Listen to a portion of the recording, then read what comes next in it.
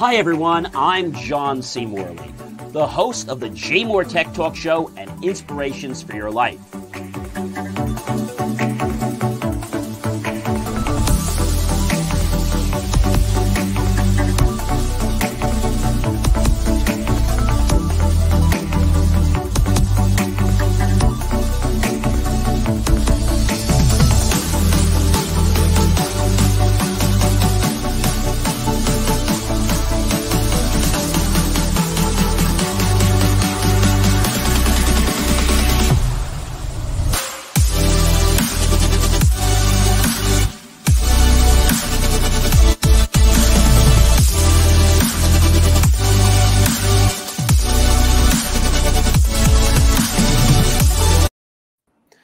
Well there, good evening, ladies and gentlemen, and welcome once again to another J. Moore Tech Talk Show.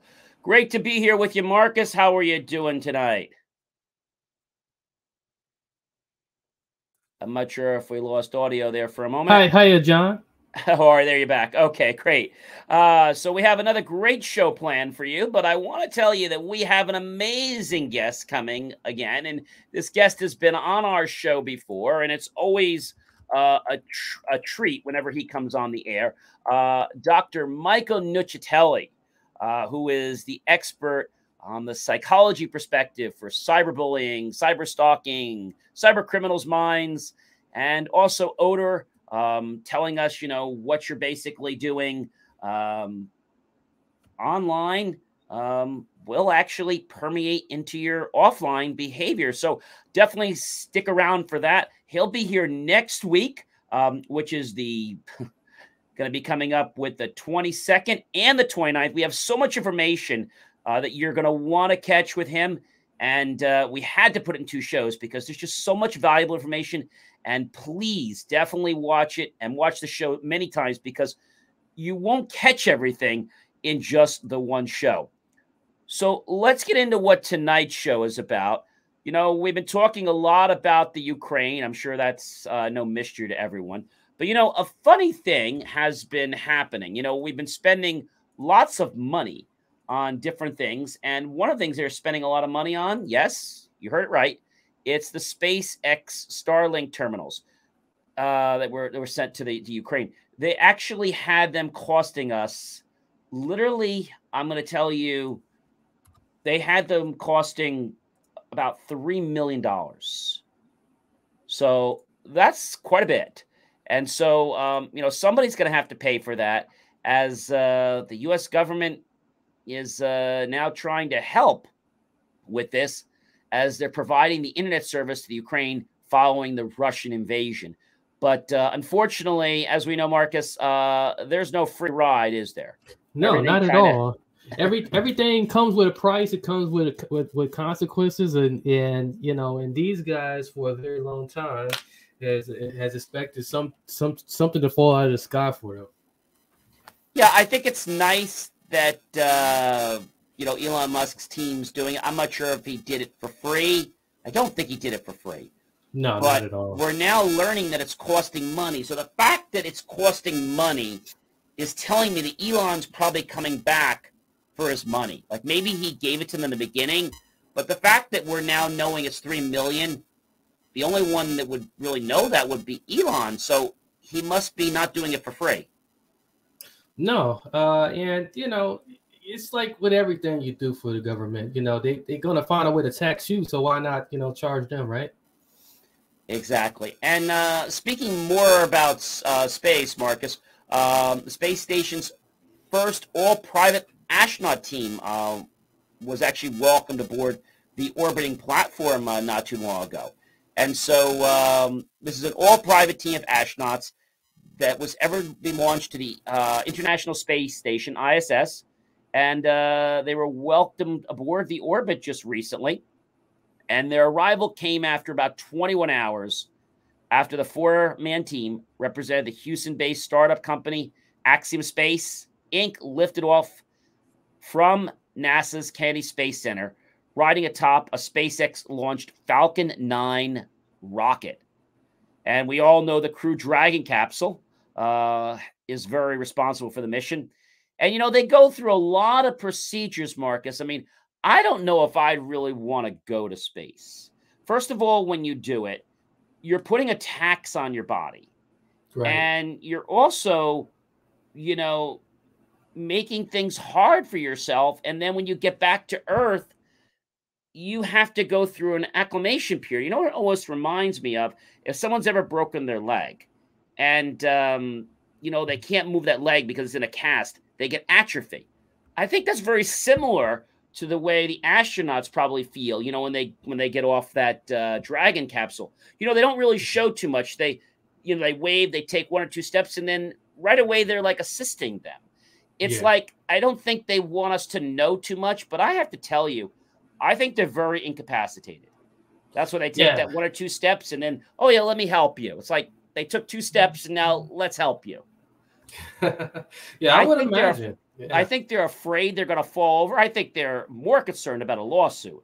And I'm sure that they had to sign away their life to be able to go on this Dragon capsule.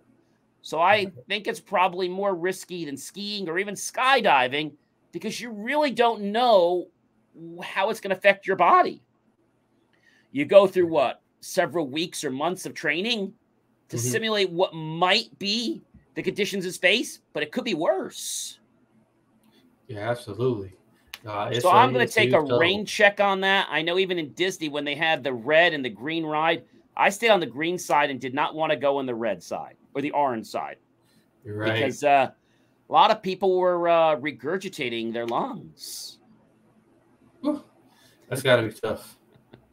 So I'll watch the SpaceX right here from Earth, thank you, or from my mobile phone. Yeah, better view.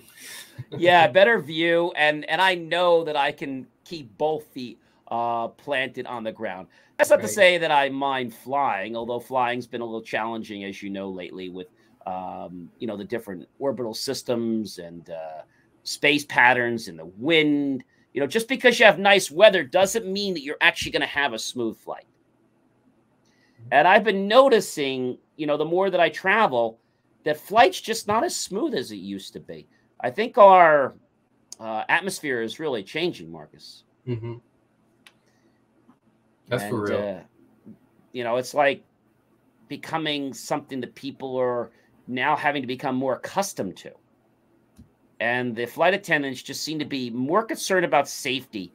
They were in the past, but I feel that their main goal is safety, like even more than ever before.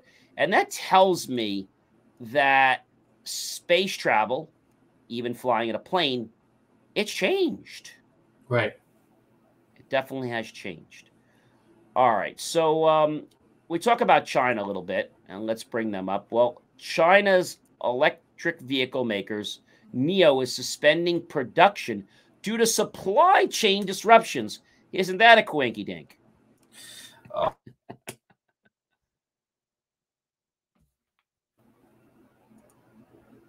We might have lost you there a second, Marcus. Yeah, again? You knew what had happened sooner or later. Yeah, I kind of did.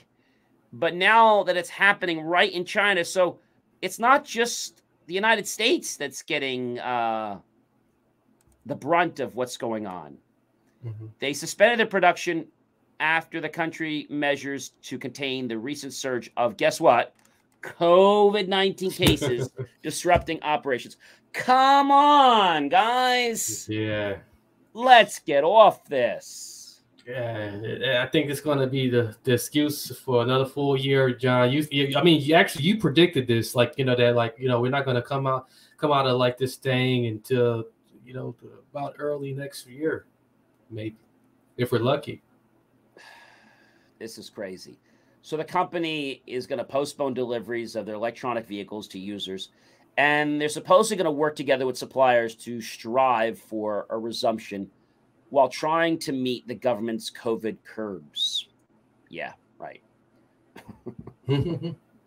And we know China's been taking a strict lockdown set of measures to prevent the COVID-19 from becoming more contagious, like the Omicron variant and several other places. But, Marcus, I don't want to say COVID is over, but I do want to say that I think if we're taking the right precautions, life's ready to go on. I think we're ready to get outside and start living again, even Right. indoors.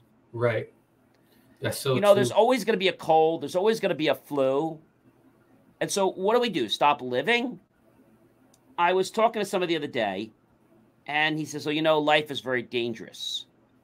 I said, well, you know, stepping off a curb is dangerous too. A car could hit you. But Right. I don't see you stopping to cross streets. Well, John, that's different. Well, no, it's not. It's not any different. I just find this to be such bureaucratic nonsense. I get that there was a problem and there might still be some challenges, but I think people are just using this as an excuse to not continue our economy. That's exactly what it feels like and what it looks like, and it's just not the way, because you know, it's really hurting a lot of businesses, a lot of smaller businesses. It's hurting a lot of end user consumers. We just don't know when it's going to improve. And I think, Marcus, it's not just going to end with this one supplier that makes cars. I think this is going to domino around the globe. Yeah, absolutely, yes. Getting parts is extremely hard. And so I'm sure NIO is not the only one, but it's interesting that they're in China and they suspended production.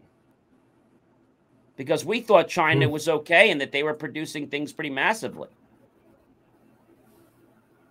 No, we got that wrong. I definitely think so. Yeah, you're right. We got it wrong. And I almost think that this was a plan. I think the Chinese knew that they were going to stop production. I don't think they just said, well, let's just stop production today because we can't get parts. It's like, do you know what's going on in the world? Like, have you planned ahead to see what you could do to mitigate these kinds of situations? So we all know there's a chip supply shortage. I'm sure you know about that, right? Whether we're talking about the cars, the chips that need to start the engines. And we're told now, Marcus, that shortage is going to last until 2024. So, yeah, this is way past the time that, like, you know, we was hoping to predict. You know, we said 2023. I do see that production is getting better, but I also see that a lot of manufacturers are starting to make their own chips so they can get their products, you know, on the line. Recently, we were waiting for a delivery. Well, I say recently. The order went in August. We just got the delivery a week ago. Now, here's the funny thing, Marcus. Those items were manufactured in February of 2022. That's 2 months it took them to get from another country. That's 2 months. Wow. That is ridiculous. You know, and I'm sitting here with my head down, just like in disbelief of like, you know, what's going on here in our country and like around the world too. This is just not here in the U.S. This is around the world. But the thing that's got me a little bit floored is the manufacturers said that it's on a boat somewhere. Okay. They said this last year. It wasn't even in production till freaking February. So let's stop the BS and saying that we can't unload stuff. I think this is a whole bunch of nonsense. I think it's really lying with the manufacturers. Based on what I saw just the other day, and I looked at all the electronic components that came in, manufactured February 8th, 2022, February 5th, 2022, February 4th, 2022. But it took 2 months to get to us from the production date of February. That's sad. So, I know. So the chip shortage is going to be around, unfortunately, ladies and gentlemen, for a little while. Yeah. And, you know, this undersupply will hopefully rebound by itself. but it's not likely to happen overnight. Like they're saying, experts are talking now about 2024, and we're talking late 2024, not early 2024. Yeah. And so now they're going to blame things on the UK because they can't get things transported. So they're just going to make all kinds of excuses. We already know this. Yeah. And it doesn't show any sign of of it turning around overnight. So I don't think anything we can do but is just continue to complain and hope that we can get the voices heard. Well, I always say something, Marcus. If you're not part of the solution, then you're the problem. Mm-hmm. So if you want to whine and complain and make excuses and not look for a solution, then you are the problem. And Right. more people are the problem. They're exacerbating the original problem. Wow, that's powerful. Yeah, it's a little bit crazy. But ladies and gentlemen, I don't know if you saw my hat here while I've got it on. So one of my companies actually makes these hats, Believe and Achieve. And, we can make them for you. And pretty soon we'll have the option that you guys can have your own hats customized with your logos, QR codes, pictures, messages, branding, because everybody wears a cap, don't they, Marcus? They you do. could order one from us. You could order 100 from us, and we'll have that ready pretty soon. Right now, we're working on creating JMOR swag, which will be available pretty soon. Hats, T-shirts, and much more. So be sure to stay tuned to the show because I'll have all this swag, and I'll even be giving some of this away to people that actually answer my questions. All right. So how about this, Marcus? We're always engineering things to be better, to be more efficient, and use less power and all that. But how about this for a phenomenon? Engineered crystals could help computers run more efficiently. This comes to us, Marcus, from the University of California and Berkeley. Engineers have created engineered crystal structures, so computers may be growing smaller and more powerful, but they are going to require a great deal of energy to operate. You see, what a lot of people don't realize is that as we make the computers smaller, okay, right, and we try to put more, let's say, circuits per surface area, it gets a lot hotter under that hood. Yeah, sure do. And the total amount of energy the U.S. Will be dedicated to computing has continued to rise. And so over the last decade, we're going to see that it quickly approaches a major sector like transportation. And people think, well, it's only a little computer. But, I got to tell you something. These little computers can actually burn out if they're not properly ventilated. Now, you can't always stick a fan on something, so you got to have proper heat sinks to dissipate the heat. Yeah. Or we're going to say goodbye to that chip or to that component.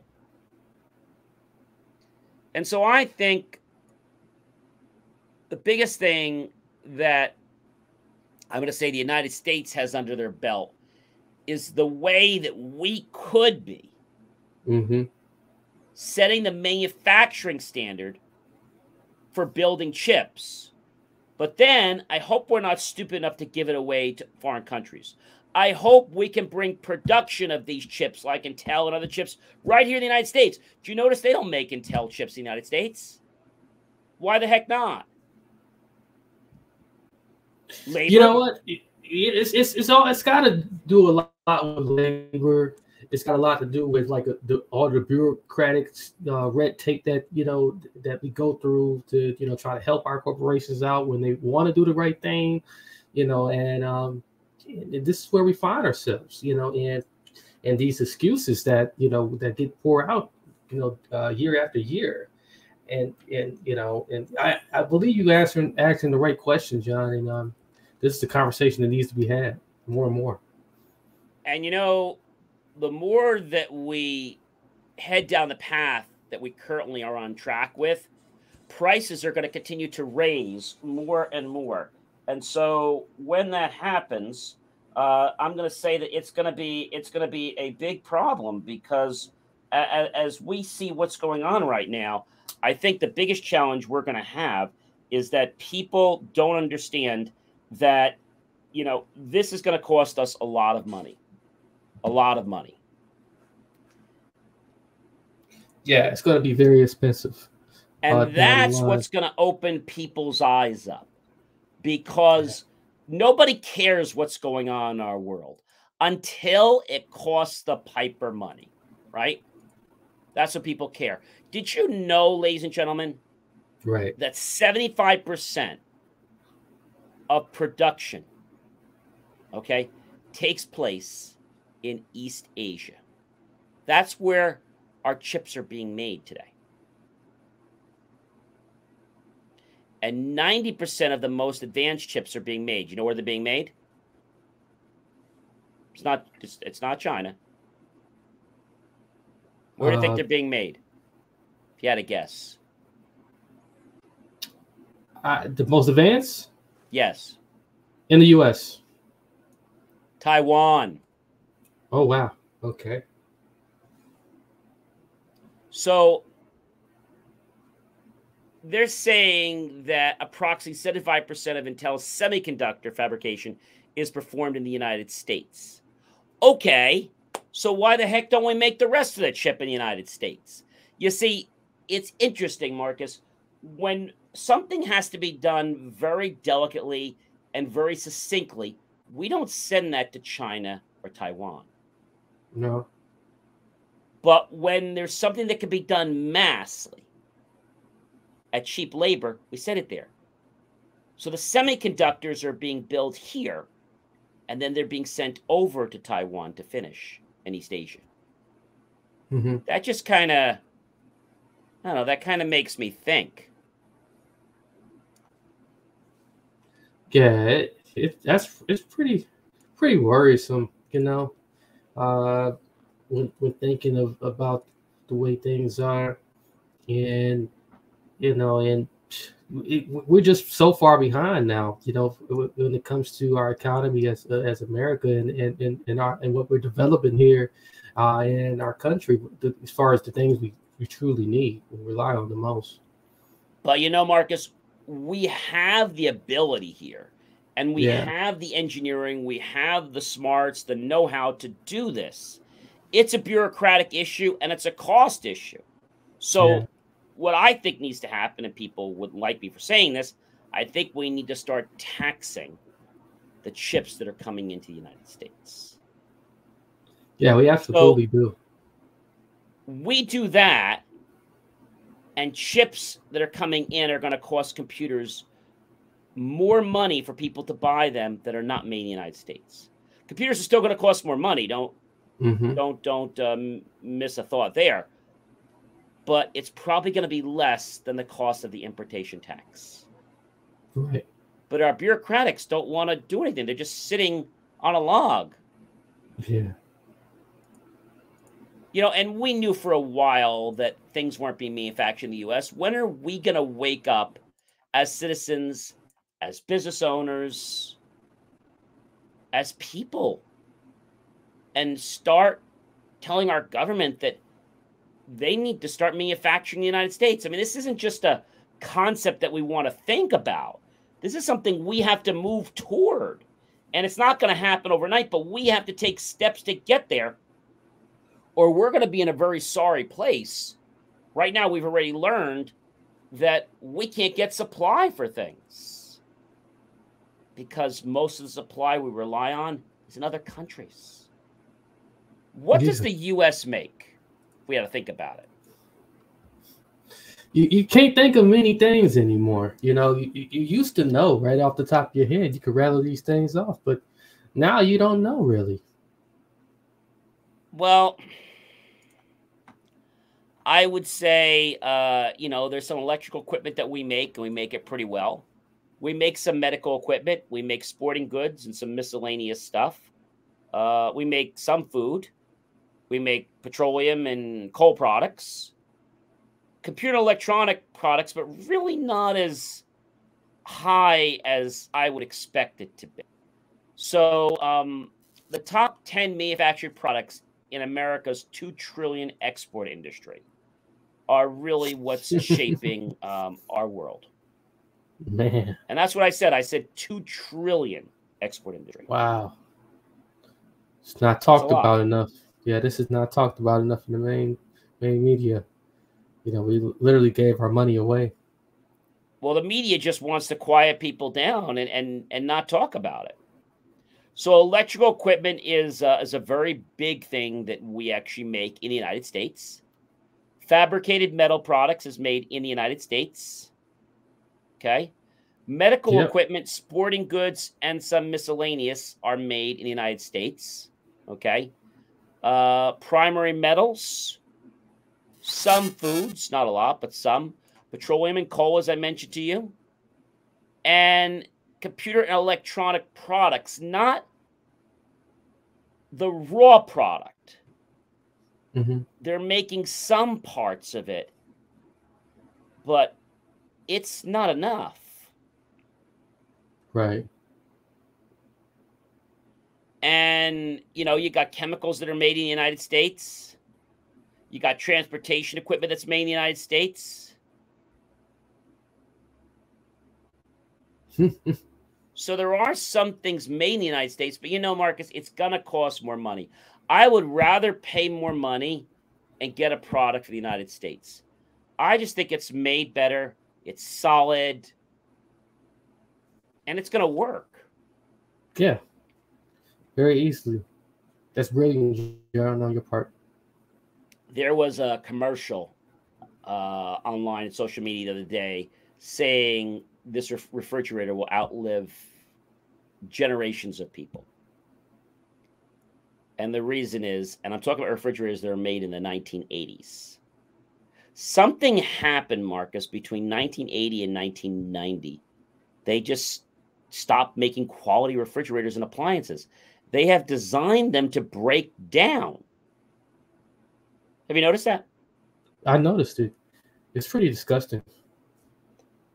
But this is their way because they can't make enough money, so they want it to break down. I would rather pay more money for a product that would last a lifetime. Right. Or, you know, hey, it's like they say, you know, if you're not getting it from where you can put your money at, you know, you got to go somewhere else. And I think, you know, a lot of companies, and I've seen many websites online, and they have a medical product that is a knockoff or a competitor to the U.S. product. I'll give you an example. Scales. A lot of digital scales are not made in the United States. There's a few that are. The ones that are not made in the United States, if you weigh yourself today, it's one weight. If you take the scale and you move it to the left just a few inches and you get on, you could be off 5 pounds, higher or lower. Yeah. And I was like, how can they allow something like this to be sold? It's not accurate. No.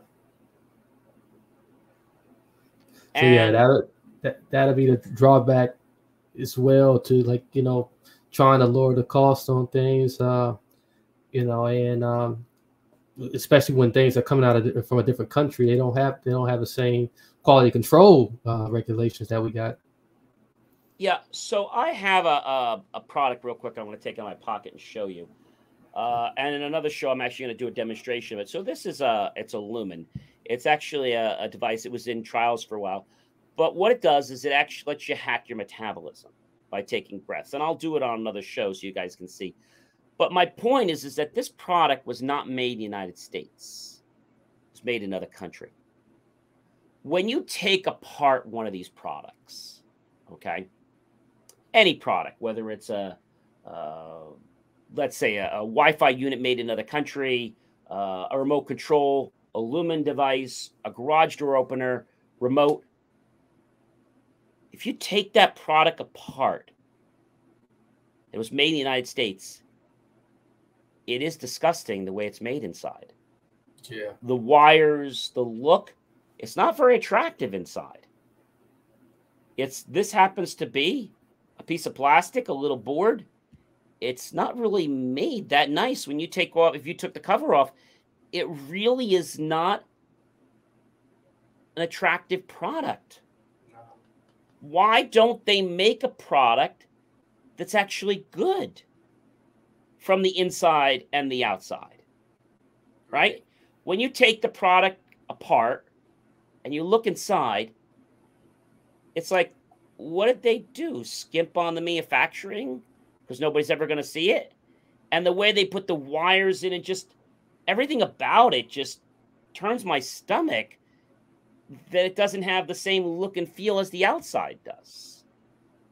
And I got to tell you, ladies and gentlemen, some of these chargers you see, or some of these devices people use for their skin or their face or what have you, if you took that product apart, one of those knockoff products, and you looked how it was wired, and you looked at the shoddy construction inside, it's like a fire waiting to happen. But yeah, we plug these things into our outlet because they got UL approved. I don't know how the heck they get UL approved, Marcus. Yeah, that's different. I don't even know. Yeah, you're seeing a lot more of that nowadays. But it is terrible if you take something, it could be a calculator, it could be anything, and you take something that was 10 years, 15 years ago, there's a big difference in the way it's assembled. A big, big difference. So the question I have, Marcus, is when is our country going to wake up? Man, John, I really wish I had the answer to that. And, with so much conflict ensuing, around the world, it's just really hard to really figure out, when that's going to occur for us. I don't know. Well, ladies and gentlemen, we are just about to the end of our show. And I want to let you know that we have a great guest coming next week, which is April 22nd. He'll be with us on the 29th as well. We're going to dive into some really personal issues about technology and how you need to understand what's going on before your children become a case study. Well, ladies and gentlemen, I'm John C. Morley, serial entrepreneur, and I guess we got to say goodbye. But don't worry, we'll be back again next week. Enjoy your weekend, and if you missed some details, just go back and replay it. You can always do that, even at 3 a.m. in the morning, because we're here for you 24 hours a day, so you can watch it and take the knowledge and let it inspire your life. I'll be back. Yes, I'll be back next time on the J. Moore Tech Talk Show with my guest, Dr. Michael Nuccitelli. You're not going to want to miss him.